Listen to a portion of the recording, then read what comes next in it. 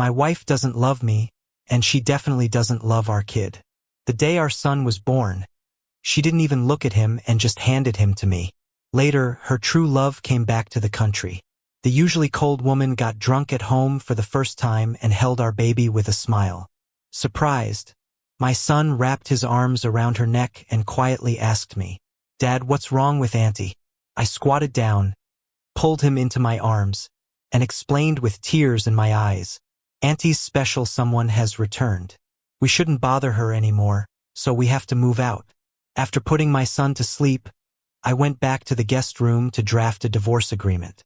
This year marks the 7th year of my marriage to Betty. Also, the 7th year we've been living apart. Now I'm finally ready to let her go. Knock knock. The door opened, and my 7-year-old son, holding a toy plane, found me. "Dad, are we really moving?" He looked at me, a longing in his eyes. "But Auntie held me tonight. Does that mean she's finally beginning to like me?" I paused for a moment, feeling a bit lost. 7 years of marriage, and Betty never let him call her mom. When he was 2, she walked back with him from the supermarket after he accidentally called her mom. By the time they got home, he'd fallen so many times. His knees and palms were scraped raw. At 4, it took weeks of pleading before Betty agreed to take him to an amusement park. Again, he accidentally called her mom, and she let go of his hand, letting him get lost in the crowd. When we found him, he was curled up in a bush, crying so hard he almost passed out. After that, he learned to call her Auntie, and our family became a joke. Thinking about this made my nose sting, and I couldn't help but hug my son tight. "Jack, Auntie's special someone is back. We can't stay here anymore." My son's expression dimmed, then he eagerly held up the toy airplane to me. "But Dad, Auntie gave me this gift tonight. If she doesn't like me, why would she give me a gift?" His face was full of hope, desperate to prove he was loved by his mother. I opened my mouth but couldn't say anything. How do I tell him? Do I say Betty is happy because her love returned? Or that this gift isn't really meant for him? I couldn't speak. I swallowed the lump in my throat, and like before, protected my son with a sugar-coated truth. I kissed his forehead and wiped away the tears he couldn't see. As a father, no matter how much it hurt, I wanted to protect this illusion. I endured the pain and forced a smile. "Jack, if Dad wants to take you away from Auntie, would you come with me?" He stiffened a bit and then quietly said, "Can we not go? I haven't properly called her mom yet." I clenched my lips tightly. "Jack, Auntie doesn't want us in her home. Dad will take you away, all right?" He pulled back, holding the plane model close for a long time before speaking. "I want to give Auntie 3 more chances. If she really doesn't like us, we'll leave her forever." Closing my eyes, I agreed to his request. "Okay, Betty, my son, and I will give you 3 more chances. After that, there's no place for you in this family." Today is Friday. It's also the day Betty's special someone returned to the country. They were college sweethearts and got engaged after graduation. But a month before the wedding, Nick fell for a French woman. He left Betty without a second glance to chase true love in France. After that, they went their separate ways. Betty was down about it for quite some time. That's when I became her assistant. One drunken night, we had a child together. I became her secret husband, and she couldn't bring herself to accept my child either. I printed the divorce agreement from last night and started drafting my resignation letter. Unlike my son, I'm used to Betty's coldness. I'm not foolish enough to wait for her to change. 7 years were enough to crush all my hope. "Henry, are you really resigning?" A coworker spotted my screen and asked quietly. I smiled and replied with an excuse I'd prepared. "Yeah, the kid's mom is overseas.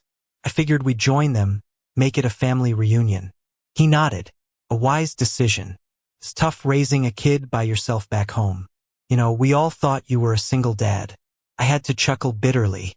I wasn't a single dad, but I was worse off than one.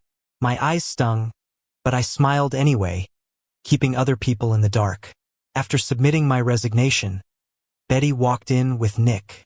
He led the way, smiling warmly. Following him, Betty's gaze never left him.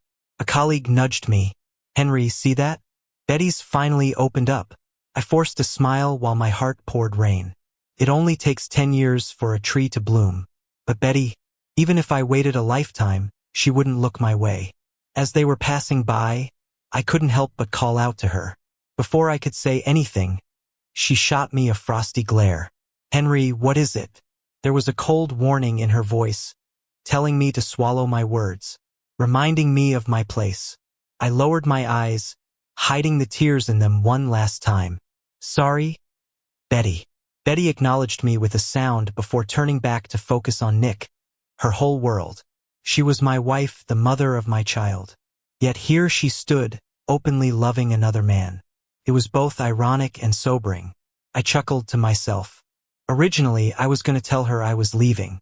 Now I guess there's no point in talking about it. She never cared anyway.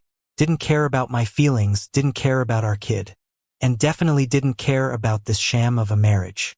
Back at my desk, I got a call from my son on his kid's watch. "Dad, there's a parent-teacher meeting tonight. We get out early today. Aunt Wendy is dropping me off to see you." I froze for a second, instinctively getting up to leave. Then I saw Betty fixing Nick's hair. Not far away, my son stood with his backpack. A little guy at the elevator, staring blankly as his mom got all cozy with some stranger. With that kind of tenderness, that kind of patience. My son and I have seen this before. Just as I was about to take him away, Betty noticed our son. She tensed up and pulled her hand back instinctively. But then, she walked past him with that guy, slowly but surely, like she didn't even know him. A pang hit me in the chest, and I hurriedly took my son back to my desk. Before I could explain, my son's eyes reddened, and he asked, "Dad, is that the guy Auntie likes?" In that moment, I couldn't find any words, only nodded with tears in my eyes. My son didn't ask anything else, just quietly took out his homework. But he couldn't stop his tears from soaking the paper. I hugged my son, my whole world. "Betty, you've got 2 more chances before we leave." After packing up, my son and I were ready to go home. On the way, he asked, "Dad, can Auntie come to the meeting tonight?" In 7 years of marriage, Betty had never been to my son's parent-teacher meetings. Seeing the hope in his eyes, I couldn't say no, so I sent Betty a message. "Our son has a meeting tonight. Do you have time?" The message went out, and just like before, it felt like it sank into the ocean. My son looked down, hugging his backpack, and asked, "She doesn't want to come, does she?" Then he smiled knowingly, pretending it didn't matter. "It's okay. Auntie's busy, I understand." Hearing my son's mature words, I felt like a massive stone was crushing my chest. It hurt so much I could hardly breathe. Just as I was about to say something, my phone pinged. It was a message from Betty. "I have time, I'll come." Joy overwhelmed me, and I couldn't wait to show my son the message. "Jack, did you see? Mom said she's coming." He froze for a moment, then quickly broke into a big smile. After 7 years, Betty was finally willing to attend our son's meeting. With Betty's assurance, my son was excited the whole way. He chatted about how many times the teacher praised him, how many high scores he got, and how many awards he won this semester. He also told me that he got elected as the class monitor, and the teacher would announce it at the meeting tonight. Then my son asked, "Dad, will Mom like me more because I'm doing so well in school?" I froze for a bit, then just felt a deeper ache, silently hoping Betty wouldn't break her promise. Before we leave, I hope my son's wish comes true, even if it's just us fooling ourselves. The clock on the wall ticked on, and the meeting time got closer and closer. Betty still hadn't shown up, but Nick's social media updated. In the picture, Betty sat beside an unfamiliar little boy, teaching him to build Legos. Caption, "Future Great Mom." I turned my head, looking into the living room. My 7-year-old son quietly playing with Legos on the couch. Same Legos, same age, same need for companionship. But Betty never was there for him. Sensing my gaze, my son's look was cautious as he asked, "Dad, is Mom busy again?" I stared into my son's eyes, unable to tell him. His mom wasn't busy. She was with other kids. I couldn't say anything. I just hugged him like I had many times before, reassuring him, "It's okay, you've got Dad." Dad will always be here with you. My son, understanding as ever, didn't ask further, though his eyes turned red. On the way to school, neither of us mentioned Betty. It was as if she never promised anything, as if there were only the two of us all along. Betty, you've got one last chance. After parking, I walked with my son into the school. But when we stepped into the classroom, I froze. Betty? Mom? Betty sat by the window. Hearing us, she turned with surprise in her eyes. What are you doing here? Her surprise made me pause, a bad feeling rising in me. It's been 6 months since my son started school, and Betty didn't even know his class's name. My son didn't hear, cheerfully running towards her. Mom, you... Betty frowned. What did you call me? His face froze, then naturally changed the term. Auntie, you're sitting in the wrong spot. My seat's up front. He looked at Betty, eyes full of joy. It's Betty's first time at a meeting for our son. Her first time keeping a promise. But that excitement didn't last long. Betty avoided his eyes. I'm not sitting wrong. This is my spot. My son froze, ready to speak, but got pushed aside. Move. That's my mom. Instinctively, I pulled my son to me. Betty stood up as well, but stopped when she saw Nick's shocked look. She stepped back, pulling the boy behind her, awkwardly said, Mike didn't mean it, I apologize for him. My son and I were stunned. Such protection, such care, our son never had it. Who is he? I asked softly. Betty froze, glanced at me, and a bit of guilt flashed in her eyes. Just a friend's kid. Really? I murmured, already knowing inside. This was the boy from Nick's photo, the one Betty was willing to spend time with. Sure enough, Nick walked in with a bottle of water the next second. He was surprised to see us and said, Henry, are you here for the parent-teacher conference? Where's the kid's mom? I glanced at Betty instinctively, but she avoided my gaze. I knew she was afraid I'd reveal her secret. My mind drifted back to the day Nick returned to the country. Betty, usually so composed, got insanely drunk that day. It was the first time she ever smiled when her son called her mom. My son and I thought our happiness was finally here. But in the next moment, Betty whispered Nick's name. That's when I understood she had mistaken us. I held my son's hand tighter, just as I was about to speak, but my son beat me to it. My mom isn't in the country. She's very busy. I don't want to disturb her. His words shocked both of us. I couldn't believe it and looked down. All I saw were my son's slightly teary eyes. He looked at Betty, forcing a mature smile. Then he said, Aunt Betty, Dad and I are going to go now. At that moment, all the sadness filled my chest. As I turned away, Betty grabbed my arm. What did Jack just say? She was shocked, looking at our son, as if confirming something. Was it because the kid who used to cling to her had now learned to keep his distance? I managed a sarcastic smile. Nothing, the parent-teacher conference is about to start. I shook off her hand and led my son to seats at the front. As we sat down, I could feel the intense gaze at my back. But no matter how heated it was, it couldn't warm the heart. The parent-teacher conference began as planned. Holding my son, I hoped the teacher would speak sternly to drown out the warm exchange behind us. The teacher mentioned my son, announcing he was this semester's class president and asked him to come up and speak. But my son refused. He didn't want to face Betty sitting with that kid. He couldn't accept that his mom would rather be at a school meeting for someone else's child and not let him call her mom openly. When it ended, I took my son to the teacher's office to withdraw him from school. When we walked out of the gate, we bumped into Betty waiting for someone. She stood by the road, looking like she'd been there a while, holding a stick of cotton candy. Why are you out so late? Let's head home together, said Betty, extending the cotton candy to my son. Going home together. Once my son and I longed for this. Now it just felt like an insult. My son reached out and took the cotton candy, finally smiling after a gloomy evening. Seeing his hopeful eyes, I softened inside and was about to agree when she said, Nick's kid is a transfer student and didn't participate in the class competition. Maybe you could suggest to the teacher that he not be class president and give Mike a chance. That casual remark turned our hearts cold. Sure enough, all gifts come with hidden costs. Just like this cotton candy.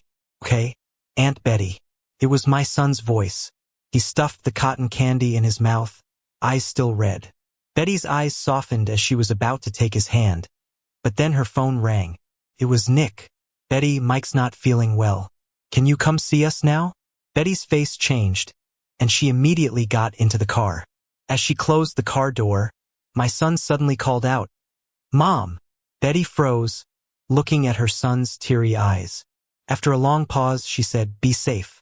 This time, she didn't correct him. But that was the last time he called her mom. That night, my son and I packed up and booked flights for overseas. We didn't mention Betty again. The living room lights wouldn't stay on, waiting for her through the night. The next morning, my son and I left with our luggage, checked our tickets, and boarded the plane. Before turning off my phone, I sent Betty one last message. "I wish you happiness." The conversation thread suddenly buzzed with activity. My finger hovered over the power button, unable to press down. Jack noticed my hesitation, glanced at the screen, and his eyes reddened instantly. He tugged at my sleeve, quietly reminding me, "Dad, we're supposed to go." I affectionately ruffled his hair, feeling a pang for my child who had grown up too soon.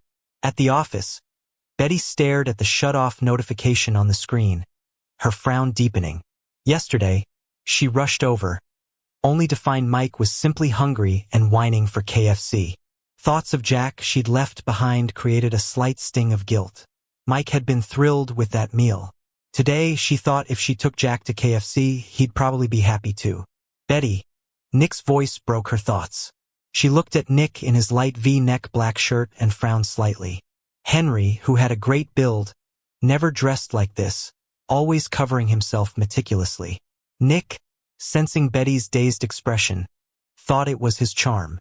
Moving closer, he said, "The clients are here and the shareholders too. Let me go with you this time." The strong rose scent from him made Betty sneeze a few times. I knew Betty was allergic to perfumes and gave away all mine for her, even swapping out shampoo for a mild tea scent. Yet Nick, her former fiancé for years, had forgotten. Betty silently distanced herself from him, then stood up and walked toward the conference room. Last time, she agreed to let Nick return to work, and this was the perfect opportunity to introduce him formally to everyone.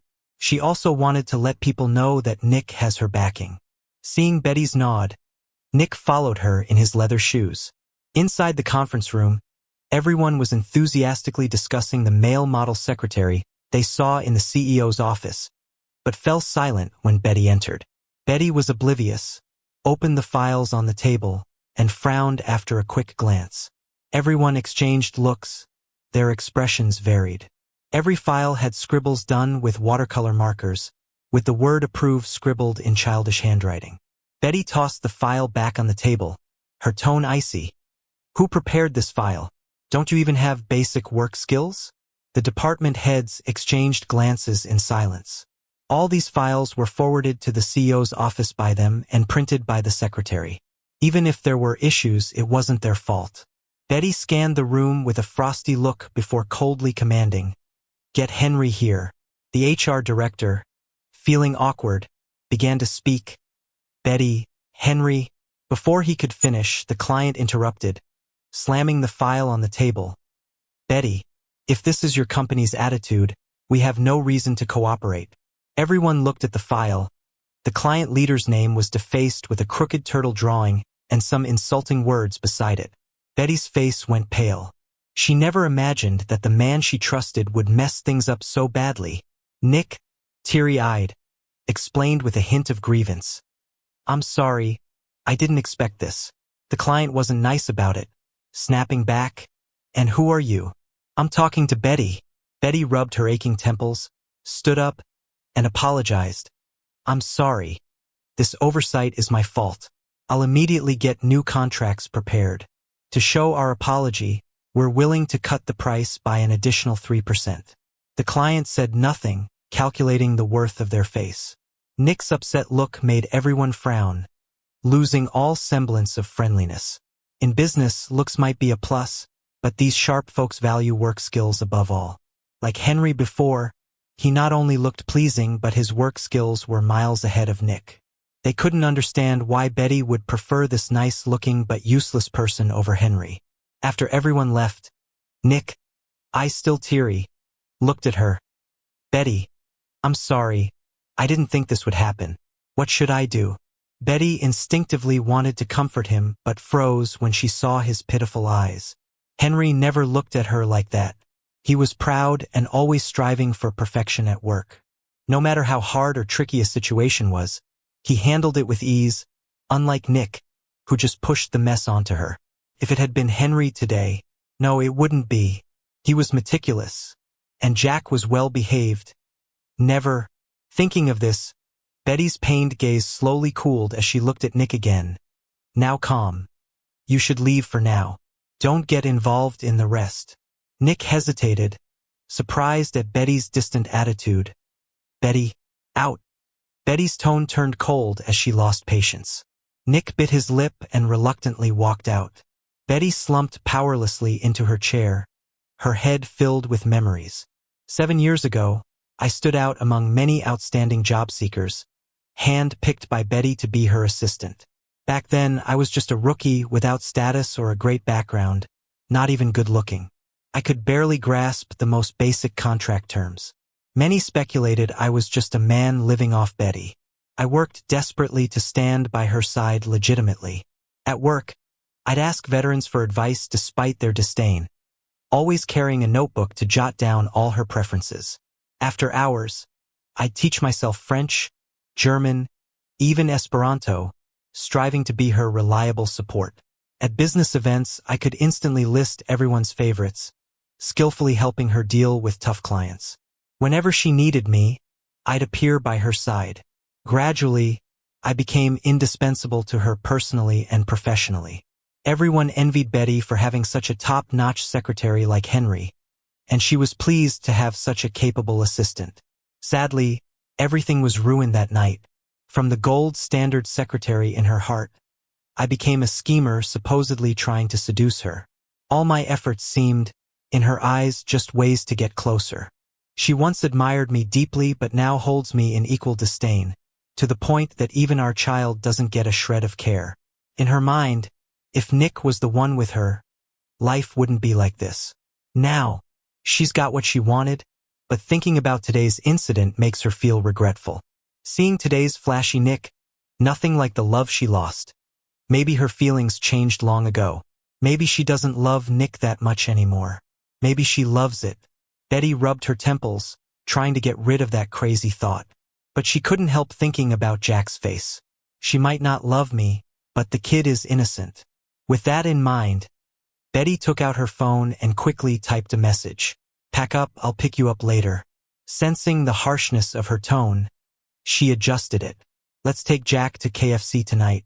Betty read it over twice and finally took a deep breath before hitting send. The whole afternoon, the message felt like it sank into the ocean. No reply came. Betty picked up her phone again and again, only to put it down disappointed every time. Nick came over with coffee, placed it on the table and softly said, "Betty." Betty stared at the blank screen, not even glancing at him. With a tone of frustration she didn't even realize. "Just leave it and go. And in the future, call me boss at the office. Even if I got you in here, we need to avoid suspicion." Nick looked so pitiful. Betty looked up, frowning slightly, and called the secretary on the intercom. "Nick's not quite fitting in yet. Have him rotate through the departments. He can come back after the evaluation period." When Nick was led away, still looking pitiful, Betty wasn't moved in the slightest. As it got closer to quitting time and she still hadn't gotten a reply, she found herself surprisingly patient. She thought of all the times she'd go out with her only to be left halfway. This time, she actually went to KFC and stood in line for half an hour to pack up a meal. As long as Jack eats, she'll remember what she likes. When she enthusiastically opened the door to their home, the large living room was empty. No Jack on the carpet playing with blocks. No me in the kitchen making dinner. Betty went to the kitchen. She grabbed a can of Coke from the fridge and noticed the door was covered in little drawings she hadn't seen before. Mostly family portraits. A sharp pang hit Betty's heart, because in Jack's drawings, there was no mom. She suddenly remembered the first time Jack had asked to draw her. He'd approached her cautiously with his sketchpad, saying, "Mom, can you be my model?" And how did she respond then? She'd kept her face blank, not even tearing her eyes from Mike's text messages, replying dismissively, "I'm busy, no time." Thinking of this made Betty feel a wave of restlessness and regret. It's okay, next time Jack asks, she'll say yes. Betty laid out the food on the table, then glanced at her phone. It was 10 minutes past time for Jack's daycare to let out. By the usual route, he and I should be home in about 5 minutes. She nervously arranged the fries and carefully squirted ketchup into a heart shape on a white plate. After getting everything ready, she sat at the table, anxiously watching the door. 5 minutes, 10 minutes, 20 minutes went by. The door and the phone stayed silent, making Betty's heart feel like it was being pulled apart by an invisible hand, leaving her tense and uneasy. Finally, after half an hour, there was a gentle knock at the door. Betty happily went to the door. "Jack, guess what I got for you today?" She didn't even get the words "surprise" out before her smile froze on her face. "What are you doing here?" There at the door, Nick stood awkwardly with Mike. Noticing Betty's unfriendly tone, he said awkwardly, "Mike knows he messed up big time and insisted on coming to apologize to you himself. I also have some work matters I wanted to discuss with Henry. After all, he used to." Betty looked at the father and son, clearly feeling wronged, yet she didn't want to face the scrutinizing eyes of the neighbors. She slightly stepped aside and let them in. Mike quickly spotted the KFC on the table and was about to reach for it, but was stopped by Nick's stern gaze. He lowered his head and said, feeling aggrieved, "Mom, I was wrong. I shouldn't have scribbled on your papers." Seeing Mike's pitiful face, Betty softened a bit. Jack often looked at her with those same eyes. Thinking of her son made her uneasy again. It's been so long. Why aren't Henry and Jack home yet? She ignored the two of them, picked up her phone, and walked into the kitchen to call my number, but it was still off. She pressed her lips together and hesitated for a moment, then dialed the office number to ask about my absence from work today. But then she heard a loud noise from the living room. When Betty came out, she saw Mike standing on the base of a partially destroyed Lego set. Tiny bricks scattered all over, leaving the living room in chaos. Nick's stern voice frightened Mike into dropping the half-eaten tart on the floor, and he scurried, crying to Betty. In the past, whenever he got into trouble and his dad wanted to scold him, Betty would protect him like his mom. He thought this time would be the same. Nick, seeing the boys move, didn't stop him. Instead, a trace of satisfaction flickered in his eyes. But this time they were both wrong. Betty pulled out her phone, snapped a few photos, and sent them to her lawyer. Her voice was icy as she delivered an ultimatum. "The damage and compensation from today will be discussed with my lawyer. Now please leave my home." Nick, feeling both wronged and incredulous, responded, "Betty, it's just a toy. How about Mike apologizes to Jack?" Gazing at the shattered pieces, Betty's voice was soft but made Nick shiver.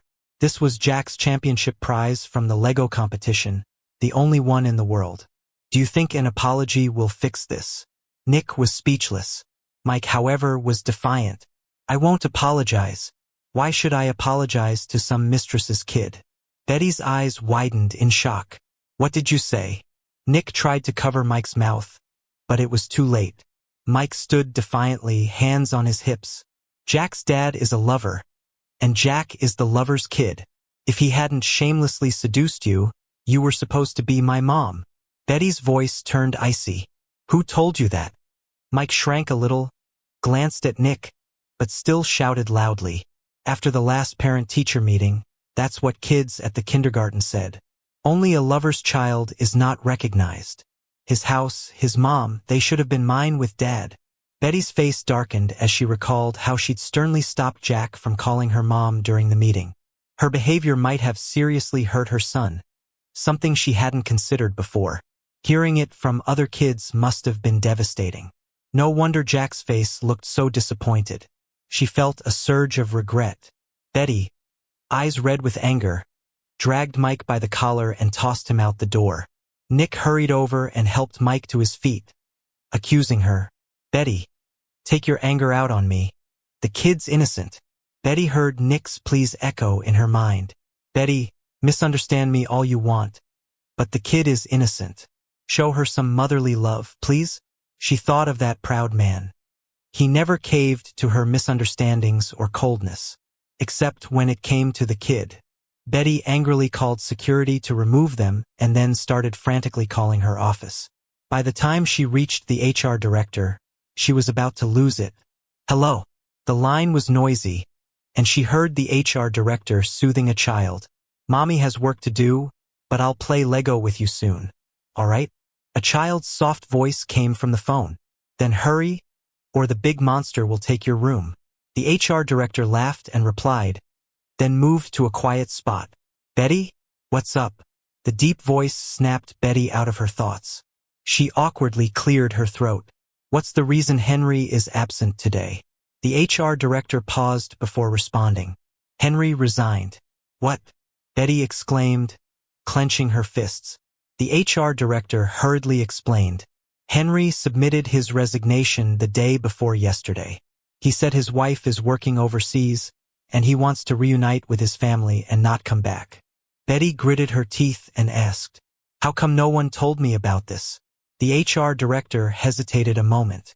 Betty, you mentioned Henry was just a regular assistant, so his exit procedures followed standard company protocol and didn't need your senior approval. Seeing Henry's determination, I processed his resignation. Is there a problem? Betty listened, gripping her hand tighter, almost laughing in exasperation. How did she not know when Henry got a wife abroad? About to vent her anger, a child's voice suddenly came through the phone. Mommy, why aren't you here yet? The HR director's soothing voice followed. Soon. Be good for Mommy while she finishes the call. Okay? It seemed like every adult naturally spoke softer with a child. Betty listened in a daze, unavoidably thinking of Jack. She once had a complete family, didn't she? But it seemed like she lost it. She woodenly walked into the guest room, a place she hadn't stepped into in 7 years. Everything was as it was before except for the new divorce papers on the table. She flipped through the pages, the terms clearly outlining demands. The usually stoic woman's eyes suddenly welled up with tears. She hadn't expected the man she thought was greedy to only want Jack, not this home or her. Betty didn't go to work. She waited by the kindergarten early in the morning. She was waiting to see me drop Jack off with a smile. Unfortunately, she waited all day without seeing either of us. Pickup time, Mike ran out and immediately spotted Betty's Rolls-Royce. Just as he was about to approach the car like he always did, Betty pulled him back. Where's Jack? Did you see him today? Mike looked at Betty with disdain. No. Maybe he knows he's just a lover's kid and didn't dare to come to school. Nick arrived to see the standoff, feeling more uneasy. Yesterday, as soon as he got home, he received 2 pieces of mail, a termination notice and a letter from a lawyer. He thought he'd already won Betty back, but it turns out her heart was already taken, by me and Jack. She just didn't want to admit it. When the principal found out who she was, his attitude shifted from surprise to disdainful. He didn't hold back his words. In all my years, I've never seen someone so eager to be another kid's mom. Every parent-teacher meeting, other kids would tease Jack about not having a mom. I really thought his mom had passed. Jack's dad had already completed the withdrawal paperwork for him. Apart from a stack of certificates, there was no trace of him left.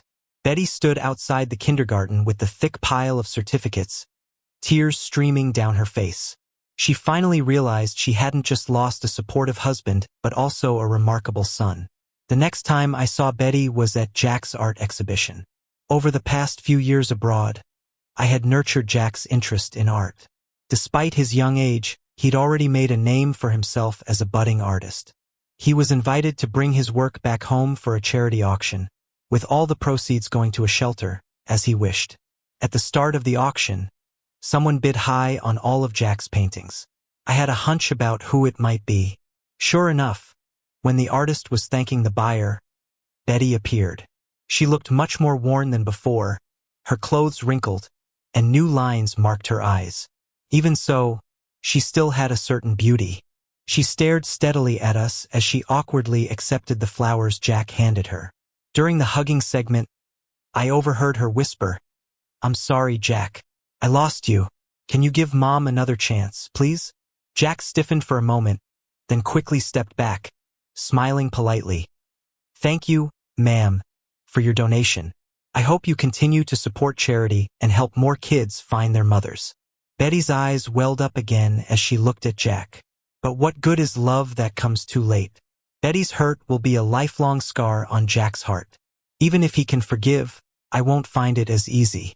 After the charity sale, Betty followed us to our home abroad. When the doorbell rang, I wasn't surprised to see her there with a guilty, nervous look in her eyes.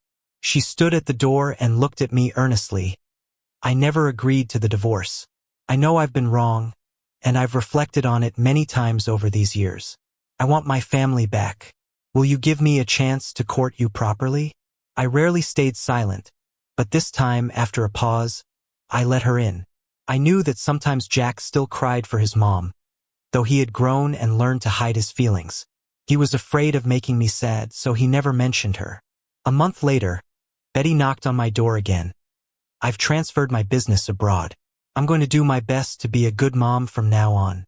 Jack and I exchanged a knowing smile. I believe she will.